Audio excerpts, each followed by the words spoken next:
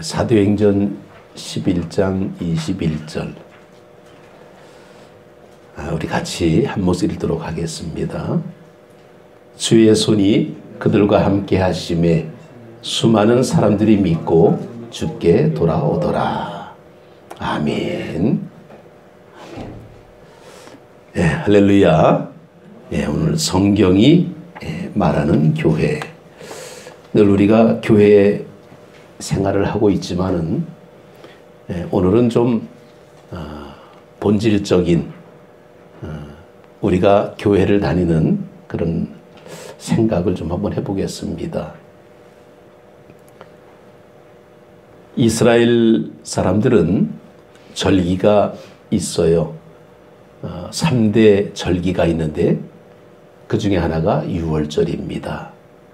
근데 그 유월절을 지키는 이유가 뭐냐 하게 되면 이집트에서 노예 생활을 430년 동안 하면서 고생했던 것을 기억하자라는 겁니다. 우리는 볼 때에 좀 언짢고 속상하고 그러면 생각 안 하고 잊어버리고 싶은 게 있는데 그들은 기억하자라는 겁니다. 사실 그 AD 70년 로마가 이스라엘을 아주 완전히 점령했을 때에 그 기념으로 로마 사람들은 로마에다가 개선문을 하나 이렇게 크게 짓기도 하고 또 금으로 주화를 만들었는데 거기에는 로마 병정이 술잔을 탁 들고 있고 그 발 밑에는 유대인 여성이 무릎을 꿇고 수종드는 이제 그런 그림이 있는 그런 동전을 만들었습니다. 그리고 동전 밑에다가 유데아 데비크라 이렇게 써놨어요. 그게 뭐냐면 유대인을 부셨다 이런 의미예요. 이 동전이 느낌이 뭐냐면 이스라엘을 완전히 부셔뜨렸다, 점령했다. 그를 기념하기 위해서 로마 사람들이 동전에다가 그림을 새긴 겁니다. 로마 사람들이 얼마나 신나겠습니까? 동전에다 가지고 그런 그림을 그려놨는데. 그런데요, 그 동전을 갖고 있는 사람들은 로마 사람이 아니라 유대인들이 그 동전을 갖고 있었답니다. 그리고는 그들이 인사를 할 때에 동전 본 적 있습니까? 동전을 기억합니까? 그러면서 인사를 했다는 거예요. 이상하죠? 로마 사람들이 자기 승리의 기쁨을 취해서 동전에다가 유대인들을 부셨다. 유데아 데비크라. 그리고 써놨는데 그걸 가지고 유대인들은 꼭 기억을 했다는 겁니다. 우리가 이렇게 지금은 치욕을 당하고 있지만은 잊지 말자. 잊지 말자. 고난의 모습이 늘 언제까지나 고난은 아닐 거다. 하나님이 도와주실 거다. 이걸 기억하자라는 겁니다. 이 역사의 상처라는 게 얼마나 그들에게는 강인한 민족이 됐는가. 우리가 이 코로나 백신 때문에 지금 엄청나게들 이렇게 뉴스들을 많이 듣고 있는데 이스라엘은요, 이미 전 국민이 거의 다 백신들을 맞아가지고 이제 마스크를 빼고 살아도 되지 않겠는가라고 얘기가 나올 정도로 굉장히 백신을 빨리 맞았다는 거예요. 전 세계에서 유일하게 제일 빨리 맞은 민족이 이스라엘입니다. 이거 왜일까요? 그만큼 그들은 아주 똘똘 뭉쳐있는 그런 강인한 민족성을 가지고 있습니다. 신명기 6장에도 보게 되면 모세는 너희가 가나안 땅에 들어가 정착해서 살 때에 농사를 짓고 곡식을 곳간에 쌓아두고 먹을 때 평탄한 집에서 잠을 잘 때 아이들을 율법 학교에 보낼 때 목장의 우양이 때를 이룰 때 광야에서 고난당하던 때를 잊지 말라. 이렇게 말씀을 기록하고 있습니다. 잊지 말자라는 거예요.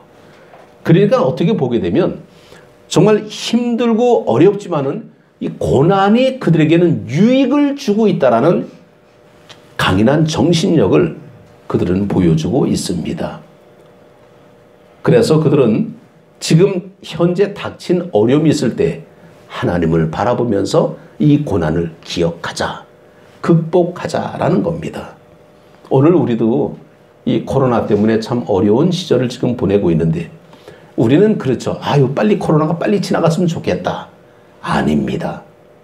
이스라엘 사람들 생각을 하게 되면 우리도 이 코로나라는 이 모습을 통해서 뭔가 좀 우리 그 발전된 모습을 보여줘야 되지 않을까라고 발전의 전환을 좀 해야 됩니다. 우리는 지금 시대를 뉴노멀 시대라 그래요. 이제는 코로나를 떠나서는 살 수 없는 시대라는 겁니다.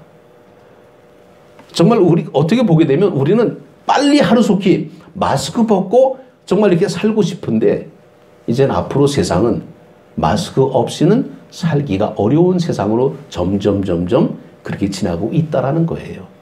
이제는 불편해도 같이 살아야 된다라는 겁니다. 생각의 표준이 바뀌어버리는 거예요. 예전에는 참 사람들이 모이면 굉장히 재밌게 얘기를 했습니다. 그걸 여자들은 수다라 그랬죠. 지금은 수다 못해요. 왜? 5인 이상 집합금지입니다. 만나지를 못해. 전부 사람들이 아주 개인주의로 바뀌어지고 있습니다. 제가 사실 아침마다 새벽기도 끝나고 혁신도시 가서 이제 피켓 들고 전도를 하는데 한 60% 이상은요 핸드폰만 보고 다녀. 네 거리를 건너가면서 핸드폰을 보고 다니더라고요. 사람을 보고 다니는 게 아니라. 정말 저는 그걸 보면서 야, 저 사람들의 사고가 어떻게 저렇게 바뀌었을까라는 겁니다. 오늘 우리는 코로나 시대를 맞이해서 이 교회가 정말 이 대면 예배, 비대면 예배 전에는 전혀 신경 쓰지 못했던 이상한 낱말이 이제는 그냥 일상화되고 있다는 거예요. 이제는 교회 가게 되면 왜 교회 뭐하러 가느냐. 코로나 때문에 가지 말아라. 공무원들이 매주 와가지고 점검하고 막 그러는 이런 시대에 우리는 이 교회가 도대체 우리에게 뭔가, 왜 교회를 가야 되는지, 왜 하나님을 믿어야 되는지, 아니 집에서 믿으면 안 됩니까? 왜 꼭 교회 가야 됩니까? 이런 의문점이 자꾸만 생기는 이때에 우리는 정말 본질적인 모습을 한번 찾아보자라는 겁니다. 이스라엘 사람들은요, 정말 이 초대교회 모습을 보게 되면 예배를 드리기가 어려운 상황이었습니다. 왜냐하면 로마 사람들이 얼마나 강력하게 로마 황제를 숭배하라 라고 아주 압력을 행사하던 그런 때고, 더군다나 유대인들은 왜 예수를 믿냐? 예수는 이단이다. 그러면서 굉장히 반대하던 그런 때에 초대교회가 생겨났다라는 겁니다. 오히려 생기기가 힘든 그런 때 아닙니까? 로마 군대가 진을 치고 유대인들이 심지어는 예수 믿는 사람을 막 감옥에 가두는 그런 때에 어떻게 교회가 출발할 수 있을까라는 거예요. 그럼에도 불구하고 그들은 그 어려운 상황 속에서 교회가 태동이 돼가지고 교회가 성장하게 되는데, 놀랍게도 교회들마다 민낯이 드러나게 됐다는 겁니다. 자, 보십시오. 스스로 부유하게 여기는 교만한 모습을 보이는 교회가 나타나게 됐고,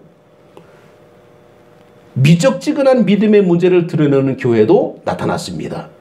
힘이 빠져서 주저앉아 있거나 믿음이 죽은 교회도 있었고, 거짓 교사들의 가르침으로 진리를 혼돈스러워하는 그런 교회도 있었습니다.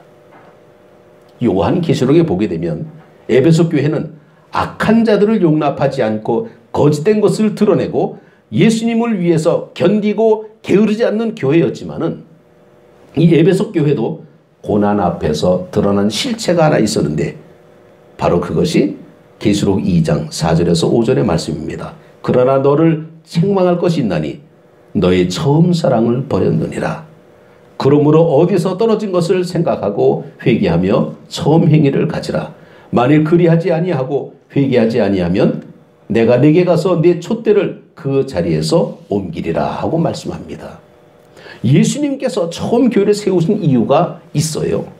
처음을 잃어버린 교회는 촛대를 옮길 것이다 라는 겁니다. 지금 많은 교회들이 문을 닫고 있습니다. 교인들이 교회를 못 와. 엄밀히 말하면 안 와. 그래서 안 나가.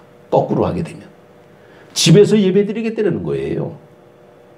이제는 점점 편리해지게 됩니다. 왜? 텔레비로도 예배 드릴 수 있고 인터넷 예배 드릴 수 있습니다. 이제는 교회가 필요가 없다라는 거예요. 나 혼자 믿음 생활 하겠다는 겁니다. 이게 과연 될까? 그렇다고 정말 열심히 신앙생활 할까? 그러면 위선자가 더 많아지고 더 자기를 가리는 가면 쓴 사람들이 너무나 많아지게 되더라는 겁니다. 첫사랑을 잃어버렸다는 거죠.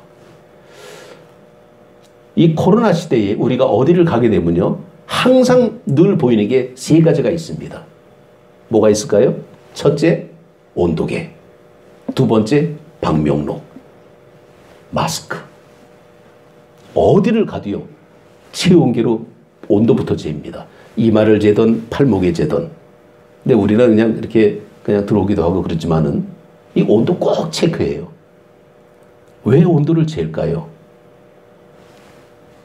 열이 있거나 그렇게 되면 굉장히 문제가 생길 수 있습니다. 코로나 때문에 혹시 다른 사람에게 전염될까봐. 그래서 아예 몸에 열 나는 사람은 어디 모임에도 가지 말고 나가지도 말고 집에 있어라, 막 그러잖아요. 또 소독제가 있습니다. 항상 손 세정을 그렇게 해야 됩니다. 왜? 이것저것 만지다 보니까 접촉을 하다 보게 되면 혹시 병균이 옮을까봐 마스크 껴야 되죠. 왜? 이 비말 때문에 이 침이 튀기면서 또 이 바이러스가 전파될까봐.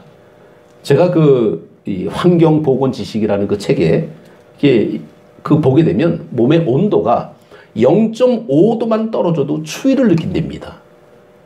재밌더라고요. 그 책을 보니까.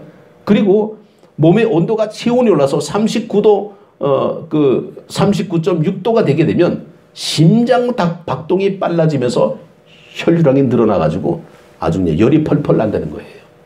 그래서 늘 우리는 36.5도에서 30도 사이 적정 온도에서 우리가 살아야 되는데, 이 적정 온도는 우리 몸의 신진대사가 굉장히 활발한 그런 온도라는 겁니다.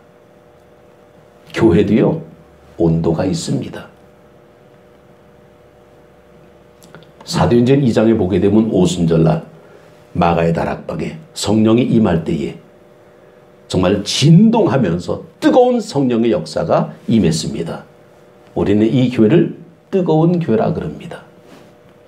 그런데 성령의 기름 부음을 통해서 교회가 뜨겁긴 하지만은 다른 온도를 가진 교회도 있었습니다. 차가워진 사대교회가 있었고, 바로 이 교회를 보고 성경은 죽었다라고 얘기합니다. 라오디게아 교회도 있었습니다. 여기는 차갑지도 뜨겁지도 않은 미지근한 교회였습니다. 미지근한 온도를 가지고 있던 교회를 향해서 성경은 계시록 3장 10절에 내가 이와 같이 미지근하여 뜨겁지도 아니하고 차지도 아니하니 내 입에서 너를 토하여 버리리라. 미적지근한 교회는 토해버리겠다는 겁니다. 아니, 교회 온도는 왜 이렇게 중요합니까? 식은 교회가 있고 미지근한 교회고, 교회 온도는 뜨거워야 되는 거예요. 성령의 은혜로 뜨거워야 되는 거예요. 지금 우리 교회는 온도가 어느 정도 될까요? 아마도 주님께서 우리 교회 체온계로 딱 재게 되면 몇 도가 나올까? 고민은 고민입니다 라는 책이 있는데, 거기에 보게 되면 성숙한 어른은 감정에 휘둘리지 않는다라고 나옵니다. 뭘 결정할 때에 애쓰고 지나치게 수고하지 않는다 그럽니다. 정말 자기가 한 일에 대해서 반성은 하되 후에 사로잡히지 않고 정말 한 사람의 몫을 제대로 해내는 사람을 성숙한 어른이라 이렇게 말을 하고 있습니다. 감정에 휘둘리지가 않는 거예요. 우리는 조금만 저가면 팍 떨죠. 막 분해서 어쩔 줄 모르잖아요. 그러면 성숙한 어른이 아니라는 겁니다. 우리가 교회를 사랑하면 사랑할수록 정말 우리는 회피하지 않고 우리 교회 온도를 한번 재봐야 됩니다. 당당해잖아요. 내가 얼마 되는지. 정말 우리는 온도를 재볼 때 예레미야는 울면서 예루살렘이 무너진다고 경고합니다. 그런데 사람들은 오히려 예레미야를 야단치고 돌을 던지고 그러죠. BC 586년에 바벨론에서 나라가 멸망했습니다. 그렇다면 예레미야의 말이 옳았다라는 겁니다. 그런데 그 당시에 사람들은 인정하지 않고 있었다라는 거예요. 이사야가 그랬습니다. 아모스가 그랬습니다. 아무리 외쳐도 듣지 않는 사람들이 있다는 거예요. 이들은 온도가 식은 교회예요. 차가워진 교회입니다. 예레미야 29장 8절에서 9절을 보게 되면 만군의 여호와 이스라엘 하나님께서 이와 같이 말하노라. 너희 중에 있는 선자들에게와 점쟁이에게 미혹되지 말며 너희가 꾼 꿈도 고지듣지 말고 내가 너에게 보내지 아니하여도 그들이 내 이름으로 거짓을 예언함이라. 여호와의 말씀이니라. 온갖 좋은 얘기만 들으려고 그러고 우리의 신앙생활을 포장해가지고 자기는 종교 놀이를 하는 사람들이 많다라는 겁니다. 교회의 민낯이 점점 드러나고 있다라는 거예요. 우리가 왜 교회를 다니는지, 왜 하나님을 믿는지 우리는 정말 이 정체성을 한번 찾아봐야 됩니다.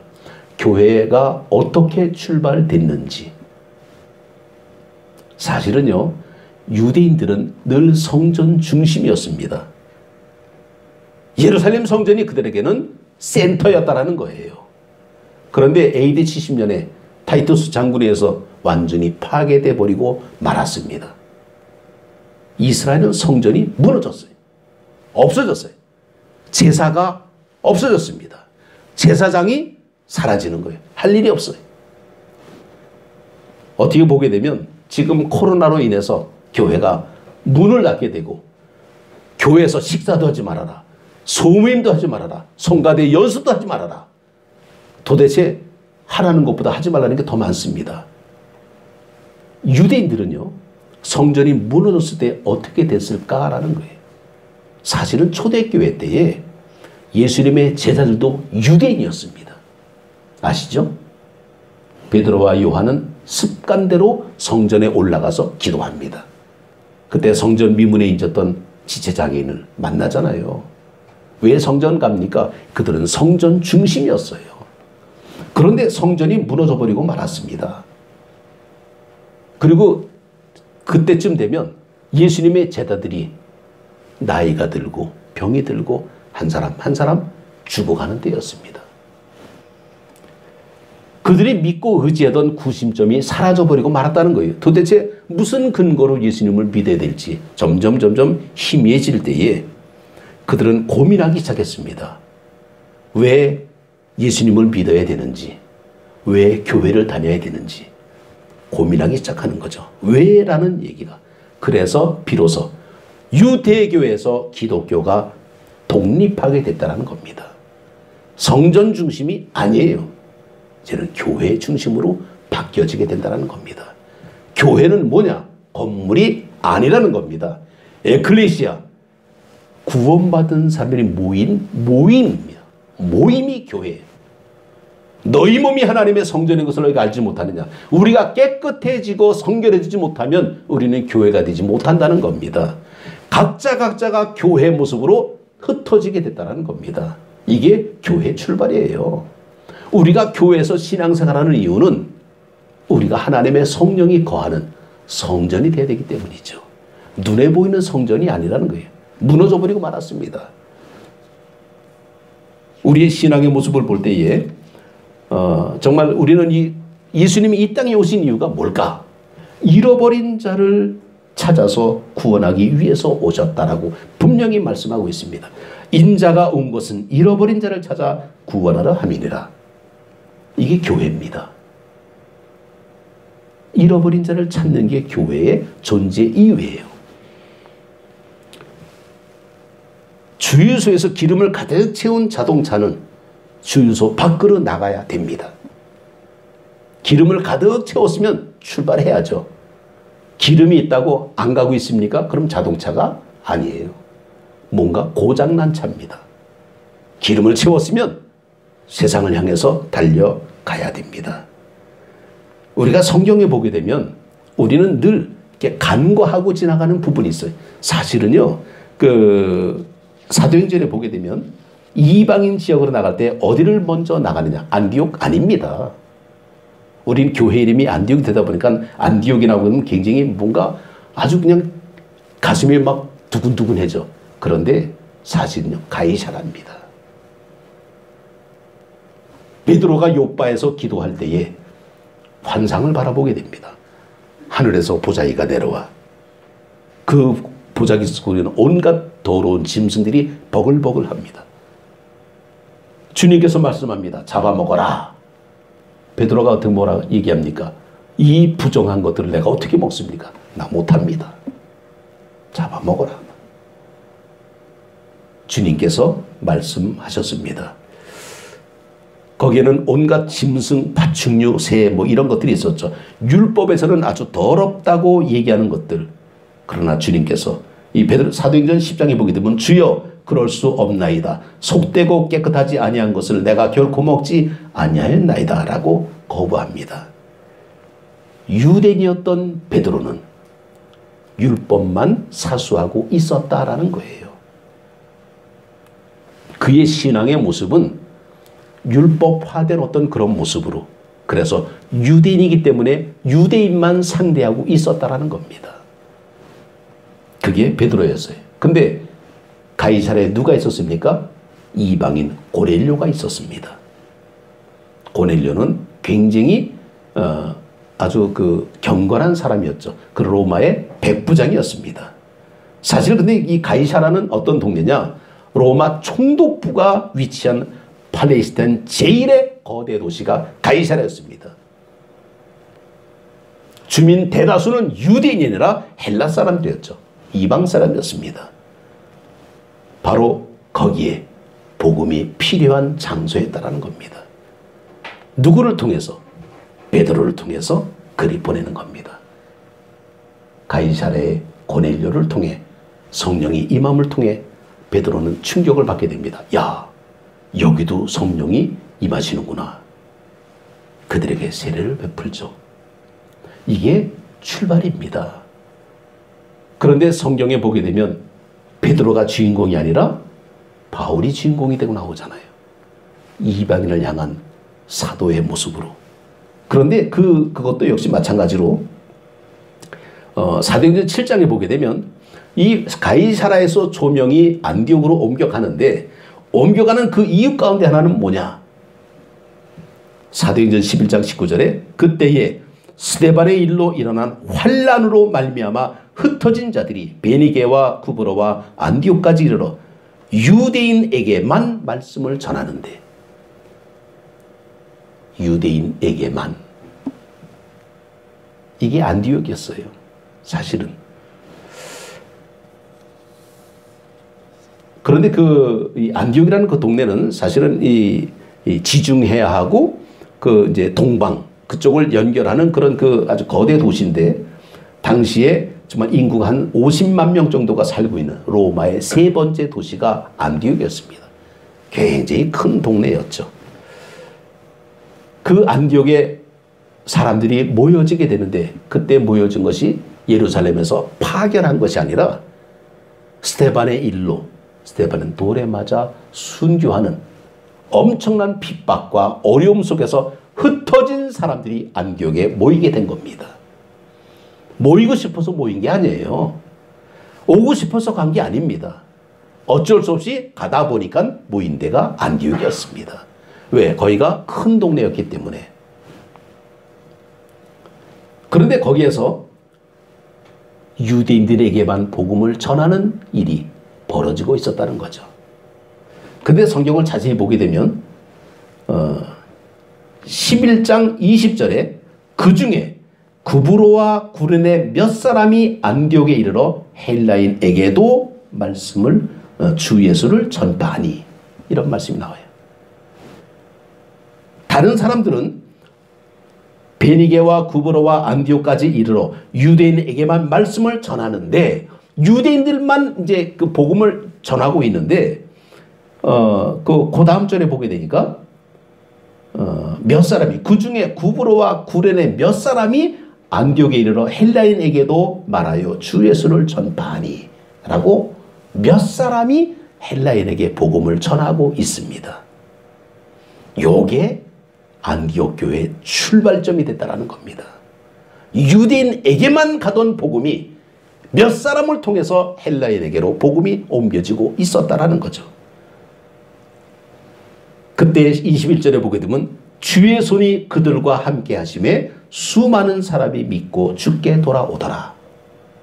주의 손이 함께하는 교회. 그 교회가 성경이 말하는 교회입니다.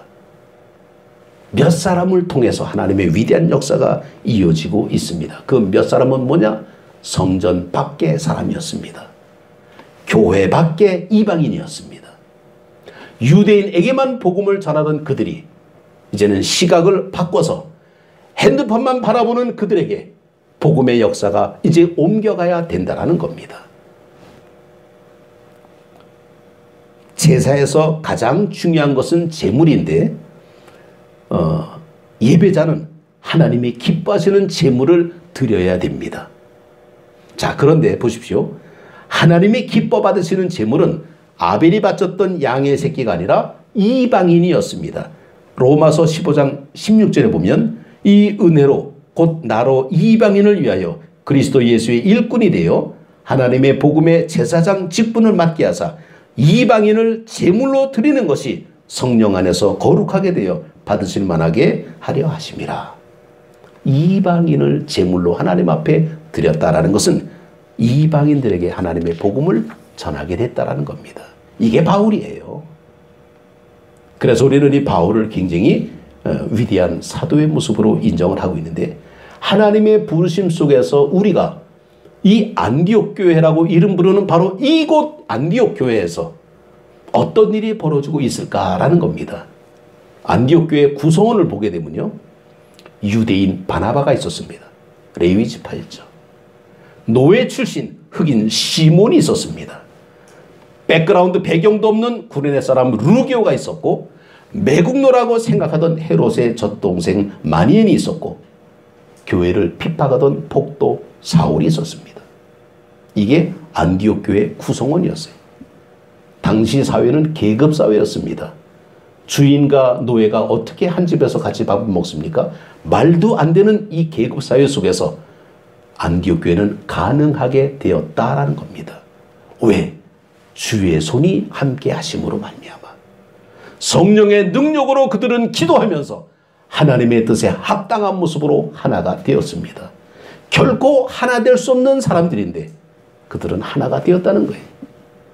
바나바, 훌륭한 사람입니다. 구브로가 출신 레위 지파, 대단한 사람이죠. 근데 거기에 노예 출신 시몬이 끼어 있어요. 노예는 뭡니까? 굉장히 천한 계층의 사람이었죠. 구레네 사람 루기오, 이 사람도 역시 얼굴이 검은 사람입니다. 이 구레네는 어디 쪽이냐? 에티오피아 쪽에, 이집트 옆에 있는 아프리카 쪽입니다. 그러니까 다 얼굴이 검어. 당시에 또 헤롯의 젖동생 마니엔, 이 사람은 누구냐 하게 되면요, 이 젖동생 그러니까 좀 이상하게 들릴지 몰라도 헤롯 대왕하고 완전히 궁전에서 같이 어릴 때 같이 자란 사람을 젖동생이라 이렇게 얘기합니다. 물론 유모의 젖을 나눠 먹었다 뭐 이런 의미도 있지만은 어릴 때 왕국에서 헤롯하고 같이 자란 어릴 적 친척, 왕족입니다. 마니엔. 이 사람은 돈이 많은 사람이죠. 노예도 있고 왕족도 있고 레위 사람도 있고 구레네 사람도 있고 온갖 모든 사람이 다 모인 이 교회가 안디옥이었습니다. 성령이 함께 하심으로 말미암아 주의 손이 함께 하였기 때문에 그들은 하나님의 복음을 전할 수가 있었습니다. 이것이 성경이 말하는 교회의 모습인데, 다이너마이트를 가지고 우리가 바위를 깰 때에 어떻게 깹니까? 하나님의 복음의 능력은 다이너마이트 같은데 우리는 바위 옆에다가 다이너마이트를 갖다 놓고 깨고 있어. 그러면 바위는 안 깨집니다. 어떻게 깹니까? 바위 한가운데 구멍을 뚫어가지고 거기다가 다이너마이트를 집어넣어서 멀리 도망가가지고 눌러야, 가운데서 터져야 바위가 깨집니다. 이게 채석장이에요. 돌 깨는 돌산에 가게 되면, 우리 지방에도 저기 해남의 한 장로님이 그 채석장 하신다 그러더라고요. 그 바위 틈에다가 구멍을 팍 뚫어놓고 그 구멍 사이사이에다가 다이너마이트 폭약을 다 넣고 멀리 줄 연결해가지고 빵 터뜨리면 바위가 빡 무너집니다. 이게 다이너마이트예요. 근데 우리는 어떻게 바위 옆에다가만 놓고 터뜨리고 있으니 바위가 깨집니까? 안 깨지죠. 가운데 구멍을 뚫어야 되잖아요. 이게 복음의 능력이라는 겁니다. 이제는 패턴이 정말 21세기를 우리가 살아가면서 이 교회의 어떤 그런 존재의 모습은 코로나라는 이 엄청난 바이러스 때문에 민낯이 다 드러나게 돼 있어. 누가 믿음이 있는지 누가 믿음이 없는지, 누가 하나님의 뜻대로 순종하는지, 누가 자기 멋대로 하는지, 이게 다 드러나고 있습니다. 그러다 보니까 교회가 교통정리가 되고 있다는 거예요. 우리는 하나님의 음성을 들어야 되고 하나님의 뜻을 찾아야 됩니다. 기도해야 되는 거예요. 우리는 기도하면서 우리가 나가야 될 방향이 뭘까를 찾아봐야 되는 겁니다. 고민해야 되는 거죠. 그러나 성숙한 어른은 감정에 치우치지 아니하고 판단을 잘하면서 하나님 앞에 기도하면서 나가야 됩니다. 이제 우리가 복음의 전초기지로 우리가 나갈 때에 정말 우리는 여러 사람들이 모여 있지만은 이 어떤 이미지 모습을 우리는 좀 바꿔놓을 필요가 있습니다. 우리가 사는 이 세상은 첫 번째 이미지만 기억하고 있어요. 제일 높은 산 그러면 다 에베레스트 산 그럽니다. 두 번째 높은 산 아십니까 혹시? 모르잖아. 첫 번째 높은 산은 에베레스트 다 알아. 두 번째 높은 산은 K2입니다. K2 그러니까 이제 좀 느낌이 오죠. 우리는 첫째만 기억하고 있어. 왜냐면 우리 머리 인식은요. 예전에 뭐라 그럴까 여러 사람이 타는 차는 승합차인데 승합차에서 가장 제일 먼저 나온 차가 봉고입니다. 승합차는 지금도 다 봉고예요. 뭐든지. 지금 사실 스타렉스입니다. 근데 저거 스타렉스 안 그러고 봉고라 그래. 늘 우리는 뭔가 각인돼 있다라는 겁니다. 우리는 콜라를 먹어도요. 코카콜라만 찾고 앉아서. 왜? 코카콜라가 인식이 돼 있다는 거예요. 펩시가 이 맥을 못 쳐요. 그런데 펩시가 뒤집어 엎었습니다. 아십니까? 맛으로 승부하려고 그러니까 코카콜라한테 맨날 밀렸어요. 그래서 이제는 맛이 아니다. 전략을 바꿔버렸습니다. 차별화를 했습니다. 그래서 그들은 정말 말도 안 되는 이 펩시맨 아주 어설픈 영웅을 만들어 놓고 젊은이들이 좋아하는 음료다. 그리고 그들은 차별화로 했습니다. 그랬더니 젊은 애들은 펩시콜라 먹고 나이 든 사람은 코카콜라 찾는다. 완전히 바뀌어버리고 말았다는 거예요. 이 어떤 그런 모습은 이 우리의 어떤 이미지를 좀 이렇게 좀 각성을 시켜야 되는 어떤 그런 모습이죠. 늘 그렇잖아요. 후발 상품은 우리가 기억을 잘 못해. 우리가 이온 음료 그렇게 되면 포카리 스위치. 그게 아주 이 파란 음료 포카리 스위치 우리가 모르겠었는데 게토레이가 깨물 묻혔어요. 게토레이가 차별화시켜버렸습니다. 뭔지 아십니까? 바로 갈증 해소 이걸 바꿔버린 거예요. 그러니까 우리의 어떤 그런 우리가 살충제 그러면 에프킬라 딱 나오잖아요. 이 반차고 그러면 데일밴드. 밴드가 데일밴드밖에 없습니까? 굉장히 많아요. 근데 늘 첫째만 인식하고 우리는 늘 뭔가 익숙한 것만 찾아가려고 그래. 안디옥 교회 그럼 여러분 뭐가 생각납니까? 이게 안디옥의 출발이에요. 동굴에 있는 굴을 파놓은 거기에서 안디옥 교회가 몇몇 사람이 흑인도 있었고 왕족도 있었고 유대인도 있었고 이방 사람도 있었고 그들이 모여서 몇몇 사람이 헬라인에게 복음을 전하니 이게 안디옥의 출발이었다는 거죠. 우리는 좀 바꿔나가야 됩니다. 지역을 사랑해야 전도가 되거든요. 복음은요. 지역을 사랑해야 됩니다. 내가 싫어한다고 안 가면 안 돼. 싫어해도 가야 되는 게 본질입니다. 그게 교회거든요. 우리들도 정말 교회 다니는 이유는 하나님이 이 일을 위해서 우리를 부르셨다는 것을 느끼셔야 됩니다. 하나님 앞에 기도하고 주의 손이 함께하는 교회. 놀라운 역사가 일어날 줄로 믿습니다. 정말 우리가 우리의 삶의 현실 속에서 믿음 생활할 때에 그냥 정말 주의 손이 함께하기까지는 얼마나 기도를 해야 됩니까? 하나님의 뜻에 맞춰서 우리가 가야지 내 뜻을 하나님 앞에 자꾸 맞추려고 그러면 안 돼. 우리는 순서가 바뀌면 안 됩니다. 내 영혼이 잘된 같이 범사가 잘 되는 거지. 범사가 잘 돼야 하나님을 찾는 것 천만의 말씀입니다. 믿음 생활은요, 이게 우선 돼야 돼. 하나님으로부터 우리가 순종하고 믿음으로 나가야 형통이 벌어지는 겁니다. 강단에서 복이 흘러내려가는 거지 역류되는 건 없어요. 믿음 생활 속에서 우리는 착한 사람, 좋은 사람, 훌륭한 사람 많습니다. 그러나 제일 중요한 사람은 믿음 있는 사람입니다. 믿음이 바탕으로 깔리고 좋고 행복하고 이렇게 나가야 이 모든 삶의 모습이 되는 거예요. 오늘 우리는 이 말씀을 보면서 저는 그렇게 생각합니다. 성경이 말하는 교회, 우리는 주의 손이 함께하는 교회, 그 교회를 섬기는 우리 모두가 돼서 내게 주어진 귀한 사역, 어떤 상황이든지 간에 주님의 음성을 듣고 나아가는 우리 모두가 되시기를 주님의 이름으로 축복합니다. 기도드리겠습니다.